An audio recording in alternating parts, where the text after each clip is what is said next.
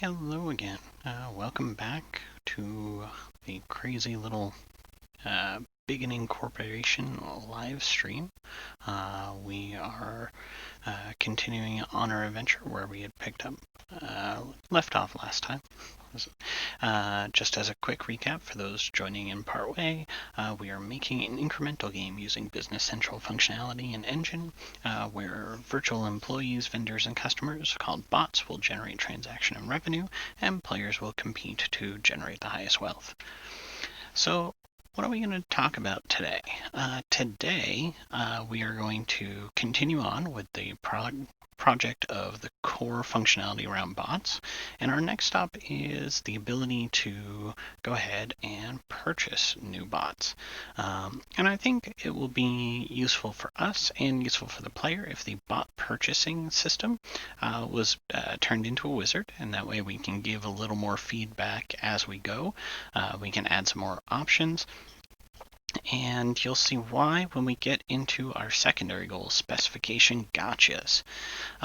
So let's actually start on our secondary goal, because there's something sort of interesting that I've worked into the specification that is an example of things that sound perfectly reasonable, but are in fact pretty complicated or add a lot of complexity for their nature. If you are at any point looking for the specifications to be able to review these and read these yourself, we are currently looking at GitHub. This is a public repo. It's linked in a lot of places. I've gone ahead and made a PDF version of the doc in the doc folder, so you can pop it open and read through it yourself if you would like. It's just a usually up-to-date copy of the Google Doc I'm working in here. So we have a couple of things that we're going to have to watch out for. They're small little phrases that they don't sound like they're implausible or a big deal, but very quickly we're going to see that they create massive complexity just by trying to adhere to it. So if we revisit the general description here, bots will come in different tiers that handle different types of complexity and vary in speed, and all bots take power as an ongoing cost and cost various materials to create. So we've got a couple of things here that are kind of a big deal. For starters, different tiers, excuse us, and cost various materials. Well, this is an interesting little problem.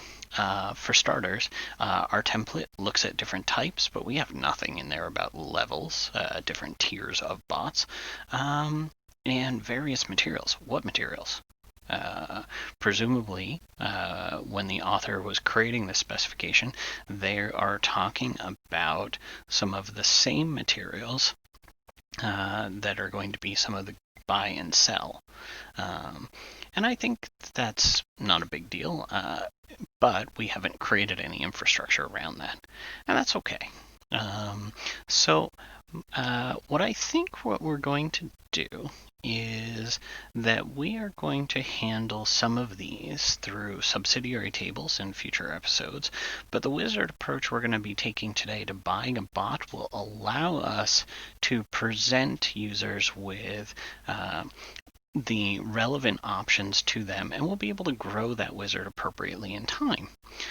So for example, when people first start out a brand new season, they just joined, we're presumably going to do something simple, like maybe only the first tier of bot is available for them to utilize and purchase. And maybe even that first tier of bot is something that doesn't require any materials at all. And so therefore, when they go into the wizard and they select the, say for example, a sales bot, we don't need to present them with a tier-based functionality to say, well, which tier do you want to buy? So we will be able to later come back and say, well, because of research they've unlocked different tiers of bots, we'll be able to update the wizard and present that option when it makes sense, making it very much more natural for players. And if those first tiers don't require any materials at all, well, then we don't have to present a screen that kind of shows the material cost and how are they doing against those costs. Do they have everything they need? So I think that by creating the wizard framework today, we're going to come back and update it a few times here and there, much like we're going to do with the role centers. So that's a couple of critical things that we're going to need to think about as we're moving forward. I still am rough drafting what I think we're going to be utilizing for materials/items, but as we talked about in previous episodes, the initial selling and buying is going to be things that are just direct purchase and sell. And I think those will probably be treated as a more raw material sort of thing. And later, as we unlock the assembly and then later manufacturing, those materials can be utilized for higher quality bots and kits and things like that that we'll work with. So that'll be good. And I think we had a couple other gotchas in here that we're going to have to watch out for that I just want to mention because it's important for us to think about it. Things that are small, things that are very small can make for a massive demand later, even though they sound straightforward.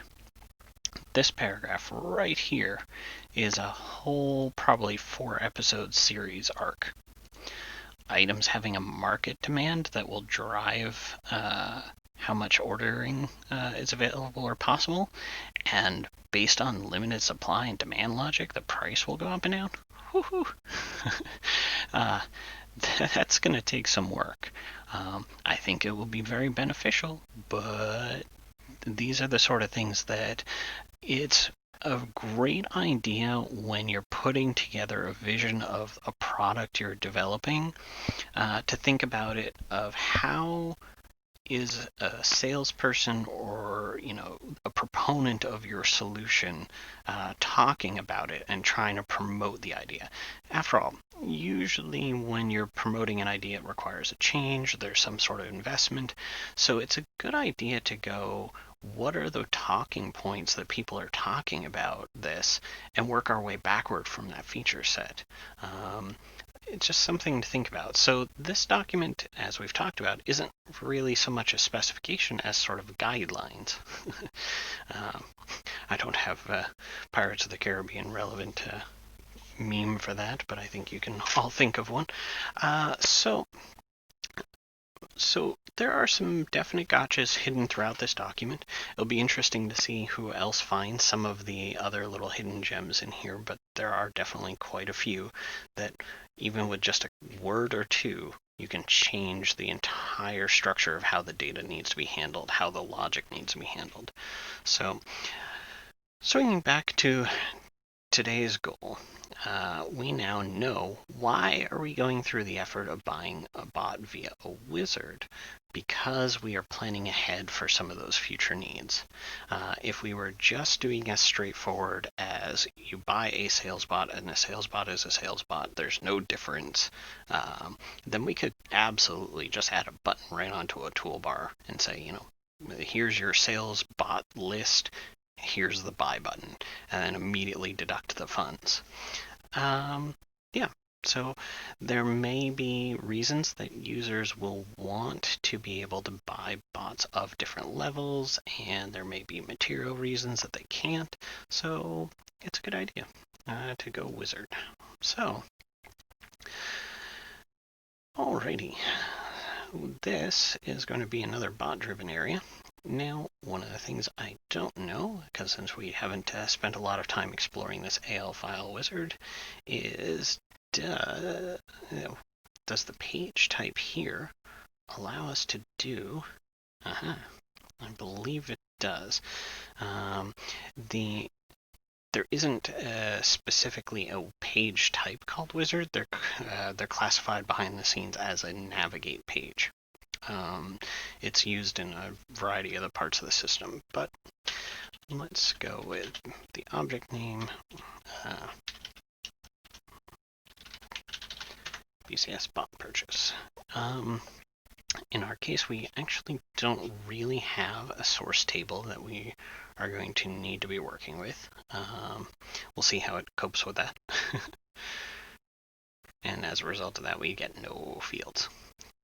That's fine. Okay. Yeah, I thought so. It's going to complain and say, no, you have to have a source table somewhere, man. That's fine. We can do something as simple as, company information, for example. We're not going to be using any fields from this source table, so it doesn't matter. Okay, great. I am obviously going to update the caption here that this is, I don't know, by a bot. Be a little more descriptive. And then we'll add some additional search terms. Bots. I think it's comma. I never know what's within commas, within single quotes, double quotes. If the comma goes inside the quotes, there's unfortunately a lot of mixing and matching on that. Great. So separate terms with a comma, and in this case they mean within the string. So okie dokie. All right. Now this is going to be a little iterative in that we're going to kind of work our way from top to bottom through this a few times here. There are some really good blog posts that kind of outline this step by step. There are quite a few out there. I can recommend if you just Google on creating a wizard page for Business Central, you'll find a bunch of them. We're pretty much doing the same thing as most of them, so it's nothing crazy. We need to create groups for each of the steps.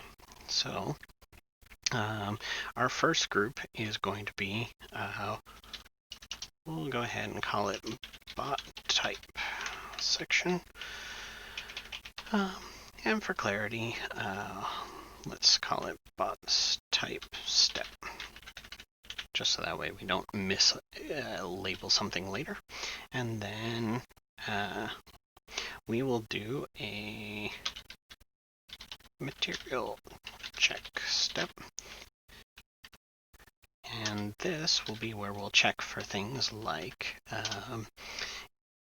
if we're requiring materials beyond cost, great, we'll need to do a check for that. But initially, we'll just do a money-based check. Does the player have enough cash in their cash account to cover this material? And then we'll have an optional group here where we do assignment step. And we'll see if this is necessary. And we'll do a confirm step. So that gives us our 4 groups. And what we are going to need is we could do an option, or we could do an integer. I'm going to go with the old school integer method. We could do an enum. There are a few different ways. They're all options. Which step we're on. And what we do is, just like we do in the old classic environment, we'll set the visible equals which step equals 1. Nice and easy. So as we increment the which step, it will basically hide and show the different groups. And I just realized that I'm doing you all a disservice and not using my keyboard shortcut little tool, which, let's fix that real quick.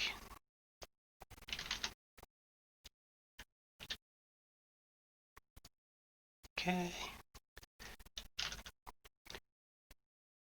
Apologies for the slight distraction there. And there we go. So now we're at least on the screen. Okay.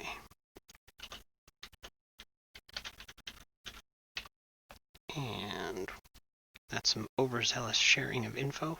We only want our special keys.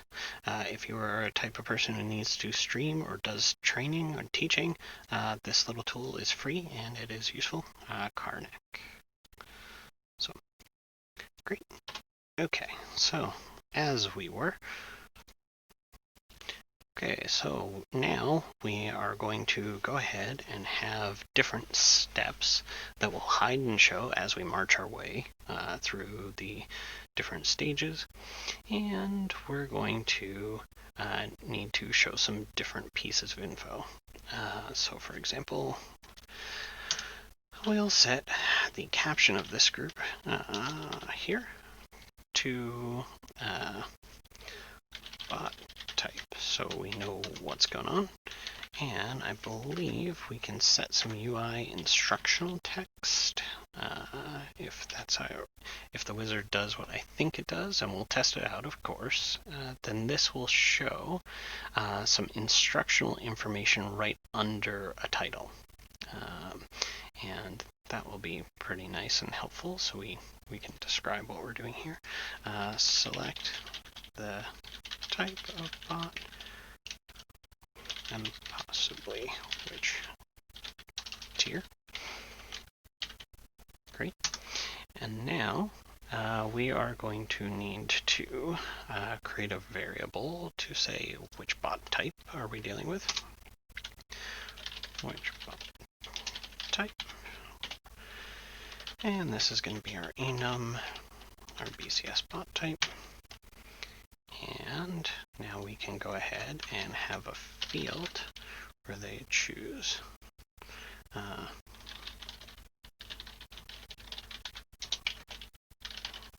which bot type. Great.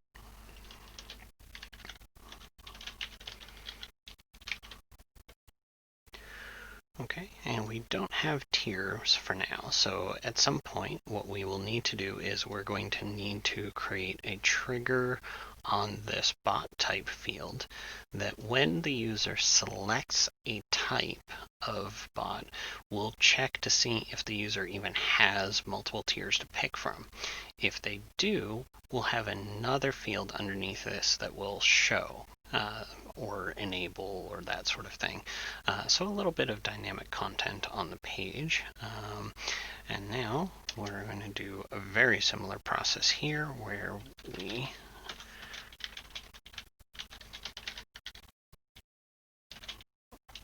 let's call it resources check, where we're simply going to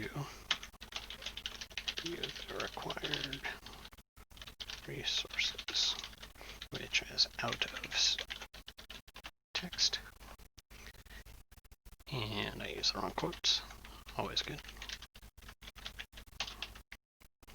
Okay, we don't have anything in mind for that just yet. This will we'll kind of decide in a moment on how we want to display that in a way that makes sense to the user. You know, for example, I'm thinking that we'll probably show a list of what's missing, if anything. And if nothing is missing, then we'll show all resources available or something along those lines. So we'll figure that out. And then during the assignment step, this will be when we're buying a bot, say for example a sales bot. My vision of this, going back to the original description, is that each sales bot will act as a representative to a specific customer organization. So during the assignment stage here, when we're buying the bot, then this will be a point where we potentially generate some customer options. There's nothing in the spec about that, but I think we can have fun with presenting some options where maybe you get 2 or 3 different customers that you could select from. Maybe they're customers that require you to give them a small discount, but they pay faster or buy in larger volumes. So we can have some fun a little later if we allow ourselves the freedom to have some customer choice here. I'm thinking of games that present kind of the randomized option set for you to choose from. Say, for example, for those of you who are playing some of the different games out there, like when colonists join your colony from different places, maybe you have a short list to select from.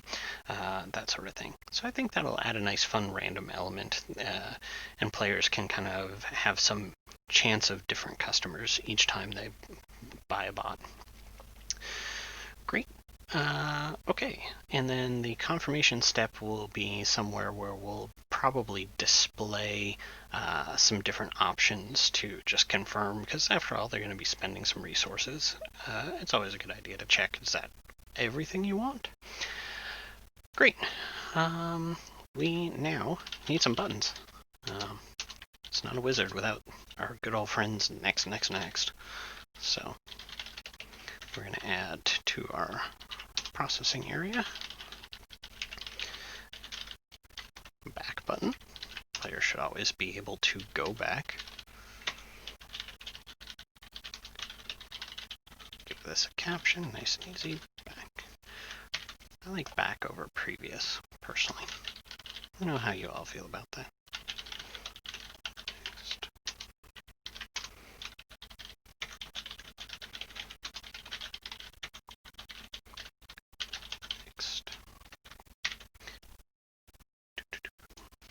And always good to present. We could potentially present a finish, but it's going to be pretty rare that the user will skip over the rest of this.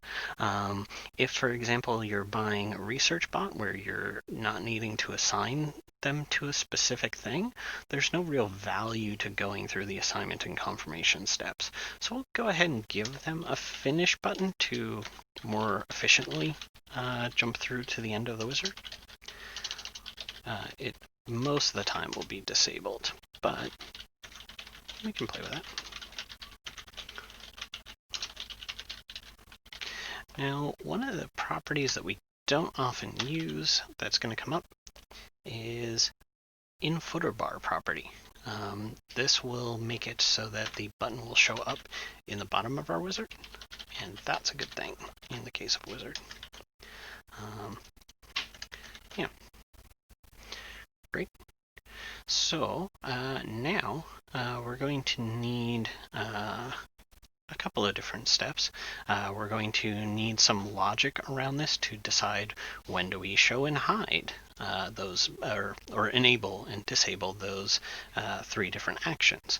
So it would be a good idea for us to go ahead and create some Booleans now for is the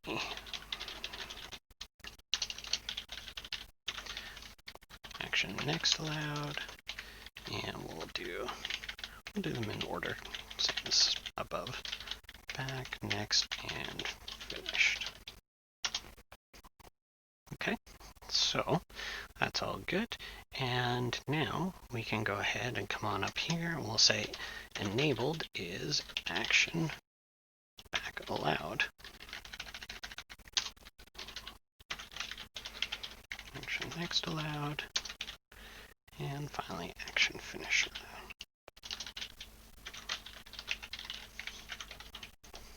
Great. And for visual sake, we can also do some images. For example, if we look, once my little pop-up goes out of the way, if we look, we have the option to do next, and there are some little options here. So thankfully we get the image in the tooltip, and we can see that looks pretty good for our next button, and we'll do the same, although it helps to put that under next. Always pay attention to the context. And we'll say previous record. Sounds good.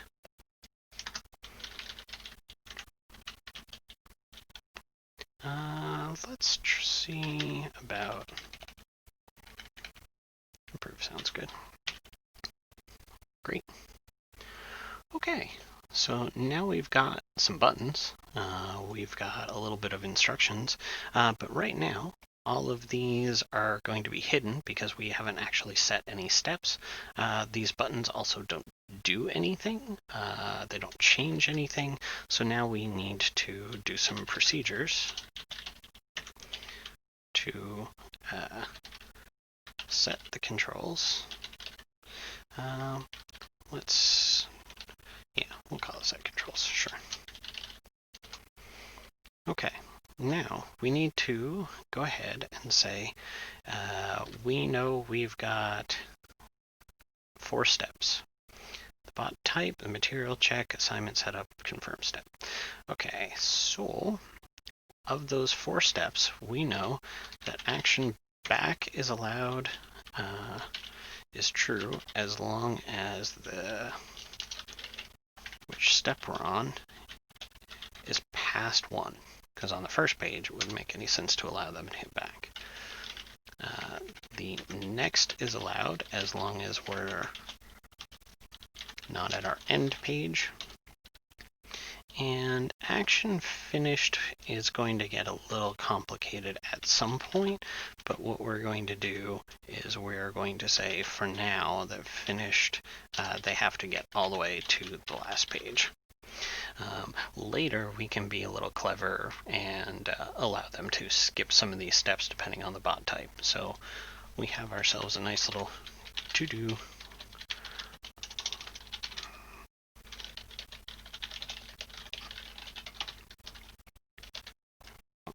There we go. And you'll notice that depending on your plugin, sometimes things like //to-do will go ahead and create something that stands out a little bit that you need to do later, and also becomes very easy to search for those things.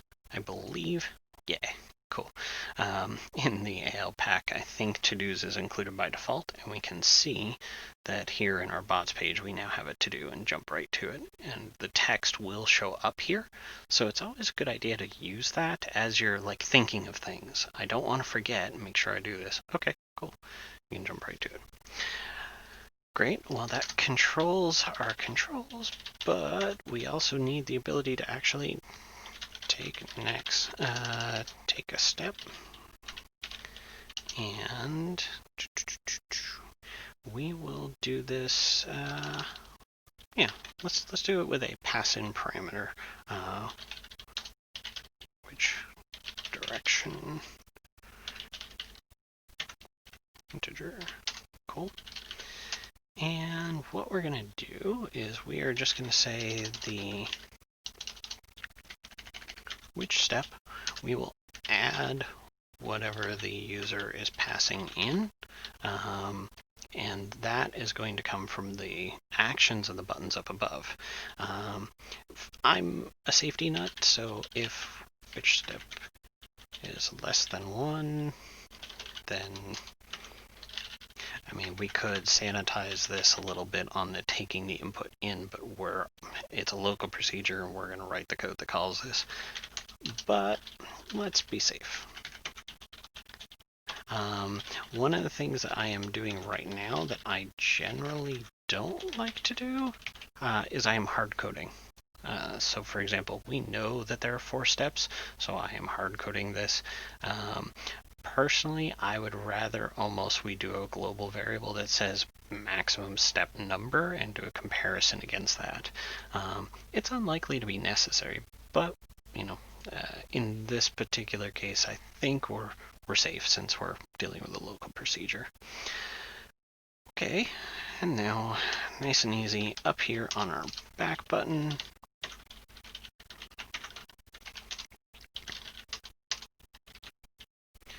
Then we are going to call our take step function -1. And for our action next, trigger action take step 1. Easy as we can be. Okay, fantastic. All right. Let's see, and in one of the blog posts I came across, they had a really nice suggestion about the aesthetics of it. So in a moment, I think we'll go ahead and test that we can use those aesthetics in BC16. But for now, let's do a walkthrough real quick just to see how it looks right now. And just to give ourselves a little bit of sanity, we are going to create a little to-do chunk here on our finish action where we do a message of I would buy bot now. And eventually this will be a code unit call that will do the bot generation based on the different settings that the user has set. Okay, great. And now let's go to our bot instance list. So we have here our layout that we looked at in a previous episode that has our listing of all the bots. And we are going to add a new action onto this. So we create a section called actions, and if we do control space to pop open the IntelliSense here, we see area, and then we have some name options. We have the ability to hook it into the creation, navigation, processing, reporting. I'm going to go ahead and add this into creation. We'll see what happens if that section still is visible after I set the page to be non-editable, which we're going to do in a moment, but we'll see. All right, and now we'll create an action of add bot. And what this will do is, first of all, let's do an image equals new. And I don't know if there's a great icon for bots built into the system. I would be surprised if there was.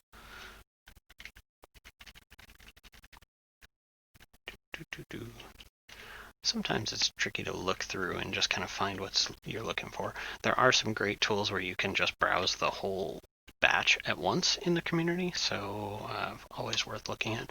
We're just going to go with a basic new for now.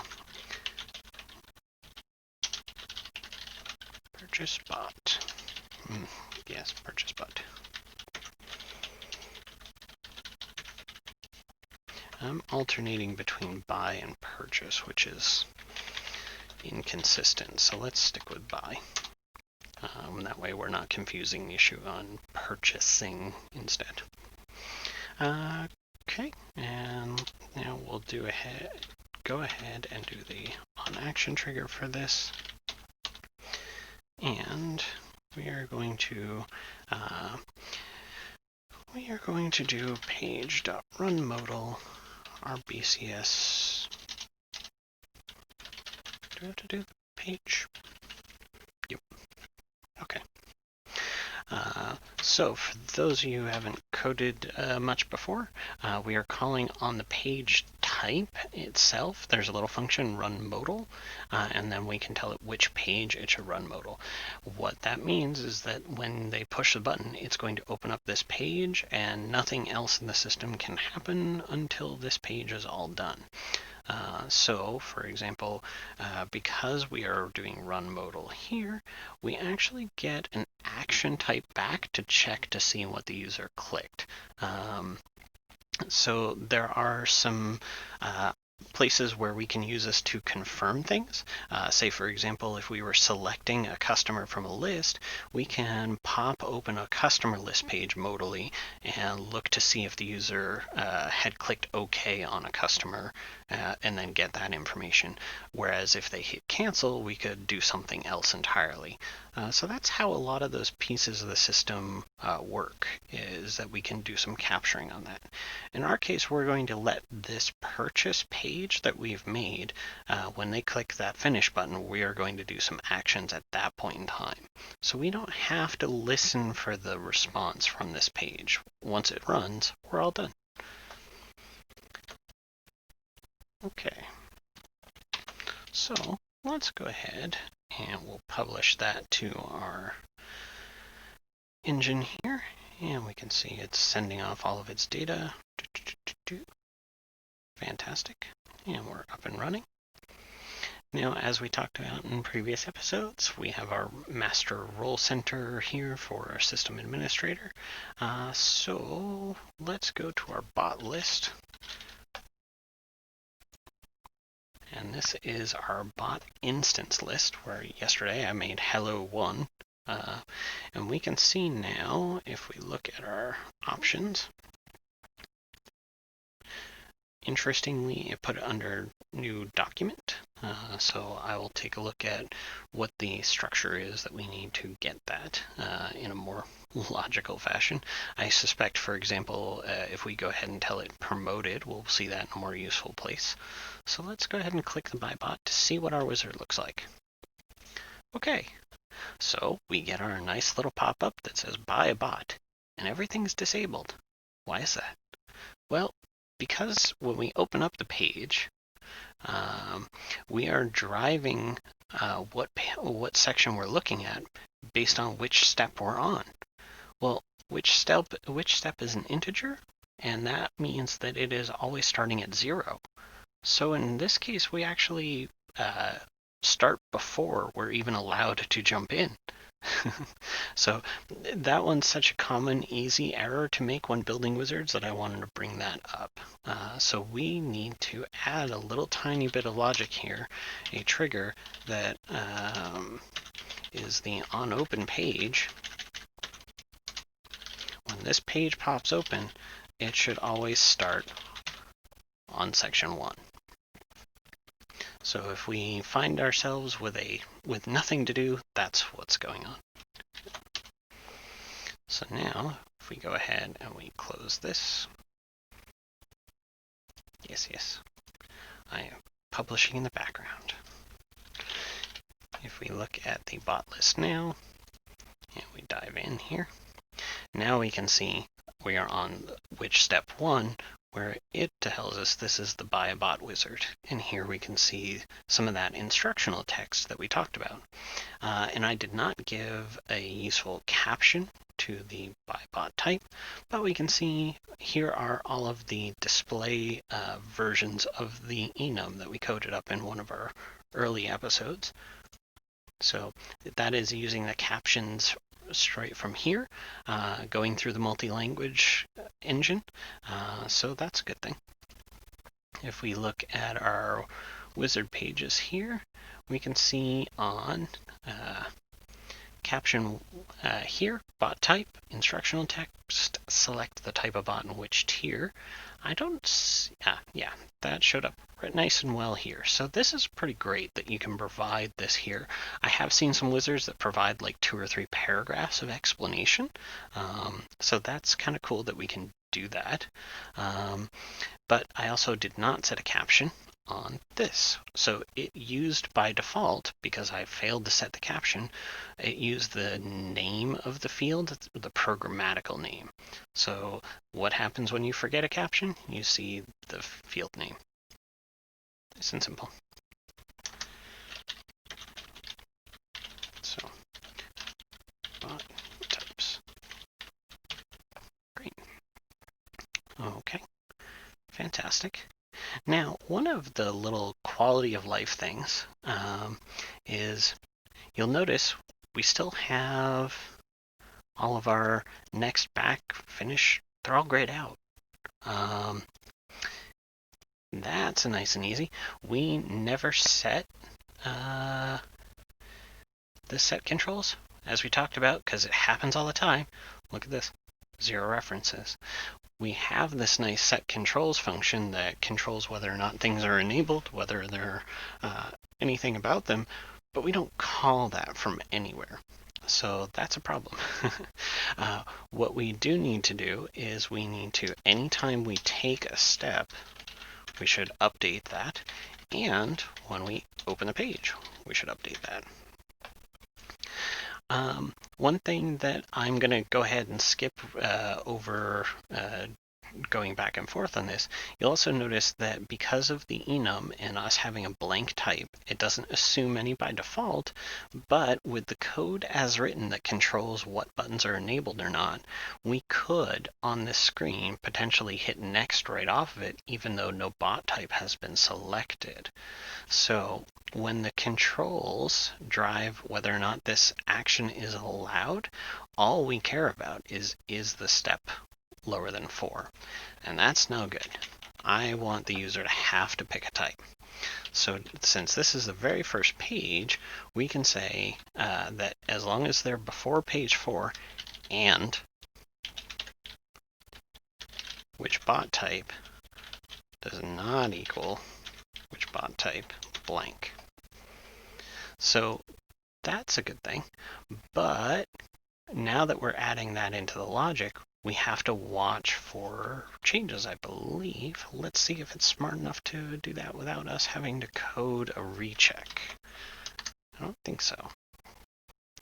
My thinking is that this looks like it would work, and it will work, but we don't do any validation to recall that check. Yes. Bot list. I'll show you what I mean right now. So right now, next is disabled because we haven't selected a type. Now we select a type. Nothing calls that little function to say we need to recheck. So nice and easy up here on the select bot type trigger. And we can look here on validate is our guy for this. There are a few different triggers for fields on pages, and we're going to probably use all of them throughout most of this long-running series here. I don't know that we'll use onControl add-in. That has to do with adding custom controls into the web GUI. I don't think we'll do that, but in our case, when the user makes a change, we want to recheck our controls. Nice and straightforward there. And we'll exit out of this, and it'll tell us that we've changed things. Indeed, we sure have. Great. Now, and we can see because of that trigger, we finally get our next button. And here we get to our resources check page where we would review the required resources. You'll notice that here on this first page we get the buy bot and we get the instructional text. And when we do next, we're getting a subheading here. That is coming from the caption of the group. Interesting that bot type as a caption is not showing, unless I was just not paying attention. I didn't think so. Yeah, okay. So, I don't know if that's a by design or an interesting bug, but there we are. Okay, if we next, we can see we get to the end. Next gets grayed out, finish goes ahead and lights up, because now we can control that. And when we click finish, it calls that trigger that says, I would buy a bot now. And that is a very easy method of testing things out, is to just pop a message box. It's a very easy thing to do that and say, okay, this is what would happen. We would also, in this on after we do all the things that we would do a current page close. So when we're coding on a page, we always have some access to the page that we're looking at. And there are a variety of functions or pieces of information, properties that we can do on the current page. For example, we can potentially change the editability. I'm not sure that's a word. We can change the caption. We can go ahead and update some of the different things behind it. And in some of the latest versions of Business Central, they have some new background task handling so that we can, in fact, run something in the background while the page is open. So that's kind of nice. In our case, after we buy the bot, we would go ahead and close up the bot wizard. So that functionally gets us started on where we go. We need to make some design decisions about what we want this resource check page to look like. For example, I'm inclined to have some fun with a string builder to build the requirements out from the bot requirements, and then have a field that shows any missing resources. And we'll go ahead and say no resources missing if there's no issue.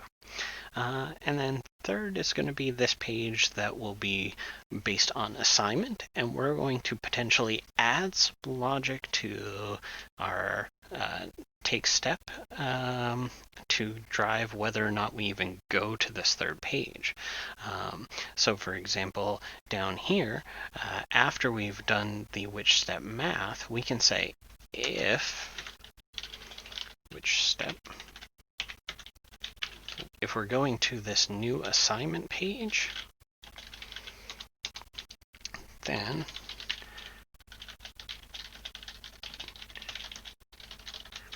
we can do some checking and say if the which bot type is in a list of options. So for example, we know that sales and purchasing are both types that require assignment and things like that. Then we're going to want to do some additional logic. Oops, I don't actually put that down on the next line there. If we're going to be of sales and purchasing, maybe that's assignment. We'll expand that list to include inventory and whatnot. But if it's a researching and marketing bot, those don't get assigned. So we can, I think my autocomplete just messed with me there. In that case, we can say which step equals 4 and just go ahead and jump right over step 3 entirely. So step 1, we see bot type, we select it. Step 2, we review all of our available resources. And then here when we get to step 3, do we actually need to have a step 3? Maybe. So wizards are a nice way of having a lot of control over what the user experiences going through each step of the process and whether or not you even need the step. So for example, if I choose research, we can see I skipped right over the final stage. But if I was on sales, next, I'm on a third stage here, and then go to the fourth to do finish. This would be a lot clearer, of course, with some extra info. So as you're developing your wizard, it can be very beneficial to make sure you give some sort of instructional text, even if you're not done there. Just something as simple as step 3, step 4, just so you know where you are. Great.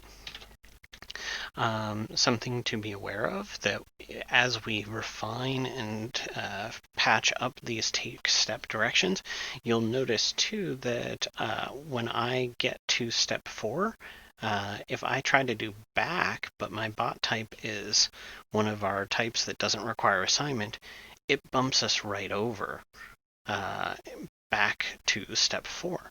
Let me show you what I mean, because I don't think it was clear without the descriptive text. So, great.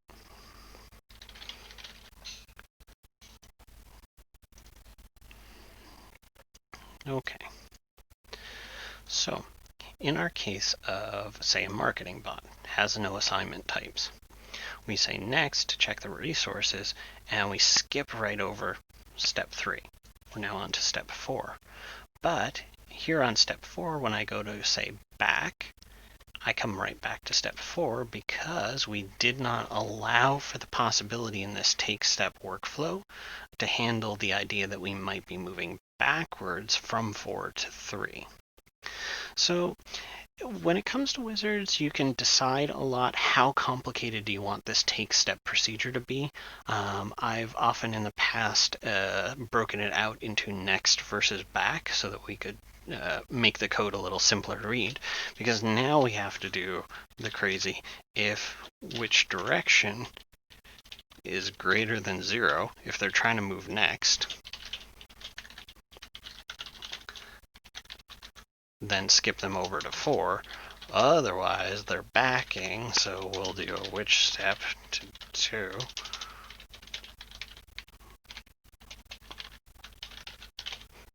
So it can be easier if you're going to add a lot of back and next logic to break out those actions and not have a single unified take step workflow.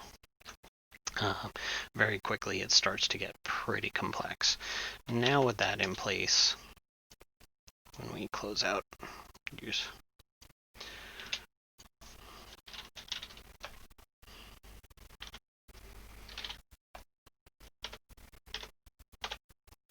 refreshes are good.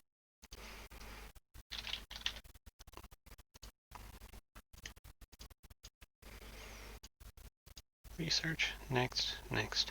Now when we go back from 4, we'll skip over to step 2. So it can be a little bit complicated to do exactly what we need here. But yeah, I think that's the nice initial framework we need for this purchasing process. There's plenty more that we are going to need to hook into this over time. I think my homework for our next episodes is going to be talking to what are these different potential cost of the different materials that we're looking at for bots. And to do that, we're going to need to do a little game theory crafting of what type of items are going to be purchasable and saleable in the game. We could go crazy deep dive and do like some games and have wood and metal, and you've got to smelt the metal and all sorts of other crazy things.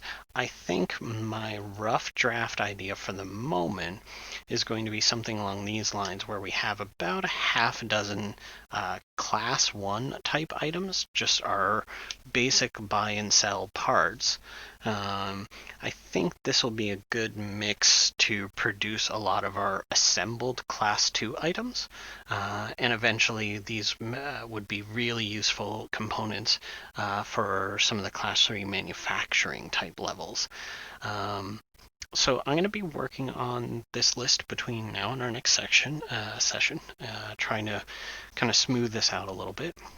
And so our next session, with that in place and added to our setup grid of the some manner or another to see that we've got in the master data these items all set up, we're going to add a subsidiary table to the bots that drives which tiers cost what.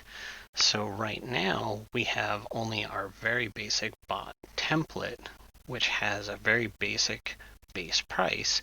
We can go ahead and in a new bot tier template table, we can specify what level of bot the player is trying to buy and populate that based on their research that they've unlocked.